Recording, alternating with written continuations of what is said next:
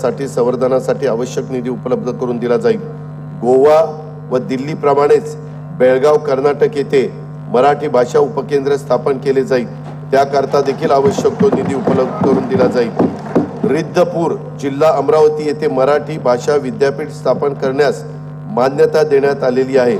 मंगेश पाडगावकर कवितेचे गाव हा उपक्रम वेंगुर्ला जिल्ह्यात सिंधुदुर्ग येथे राबवण्यात येणार असून मराठी भाषेला अभिजात भाषेचा दर्जा प्राप्त करून घेण्यासाठी विशेष प्रयत्न केले जात आहेत।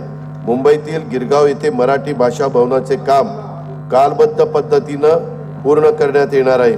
सन 2024-25 या वर्षासाठी कार्यक्रम खर्चाकरता माहिती तंत्रज्ञान विभागास 920 कोटी रुपये, माहिती व जनसंपर्क विभाग विधानमंडळ सचिवालय प्रत्येकी 547 कोटी व मराठी भाषा विभागास 71 कोटी रुपयाचा निधी प्रस्तावित आहे।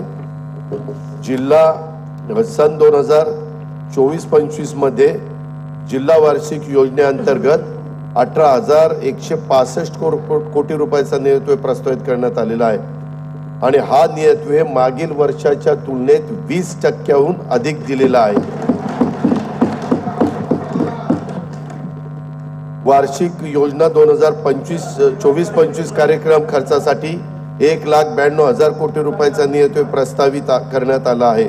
त्यामध्ये अनुसूचित जाती उपाययोजनेच्या 15,893 कोटी रुपये आणि आदिवासी विकास उपाययोजनेच्या 15,360 कोटी रुपयाचा निधी प्रस्तावित आहे।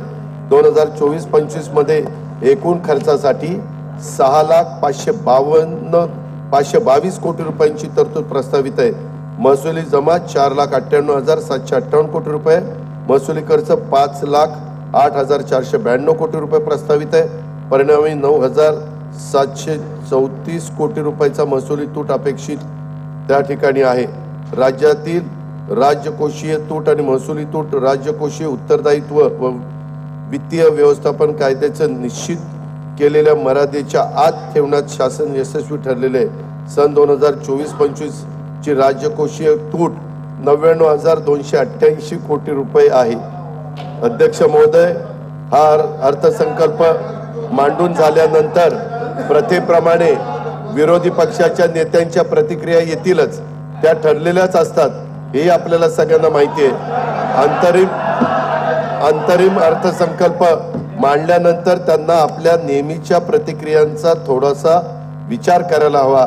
आज ज्यांची जयंती आहे त्या कुसुमाग्रजांच्या शब्दात सांगायचे तर, प्रकाश पेरा आपुल्या भोवती दिव्याने दिवा पेटतसे, इथे भ्रष्टता तिथे नष्टता, शंखच पोकळ फुकू नका, भलेपणाचे कार्य उगवता उगाच टीका करू नका। राज्याच्या आर्थिक विकासासाठी आणि समाजातील सर्व घटकांच्या कल्याणासाठी शासन सर्वतोपरी प्रयत्न करेल याची खात्री मी देतो। सन 2024-25 वर्षाच्या अंतरिम अर्थसंकल्पास मंजुरी द्यावी अशी विनंती मी सदनाला करतो। जय हिंद, जय महाराष्ट्र, जय मराठी भाषा।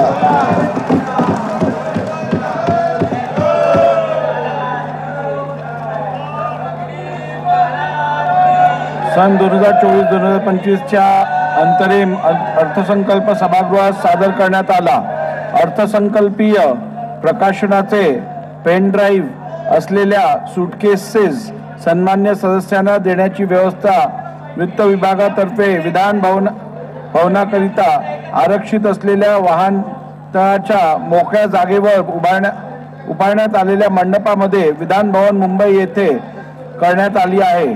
सन्माननीय सदस्यांनी वितरणाच्या ठिकाणावरून सदर प्रकाशनाचे पेन ड्राईव्ह असलेल्या सूटकेसेस प्राप्त करून घ्याव्यात। सदर अर्थसंकल्पीय प्रकाशनाने महाराष्ट्र विधिमंडळाच्या व शासनाच्या संकेतस्थळावरून उपलब्ध करून देण्यात येतील। सभागृहाची बैठक आता स्थगित होत आहे। बुधवार दिनांक 28 फेब्रुवारी 2024 रोजी सकाळी 11 वाजता सभागृहाची बैठक भरेल। वो कविता देखो कितना अच्छा पढ़ा। तर अर्थमंत्री अजित पवार यांनी अर्थसंकल्पाचं वाचन केलेलं आहे। 2024-25 चा अंतरिम बजेट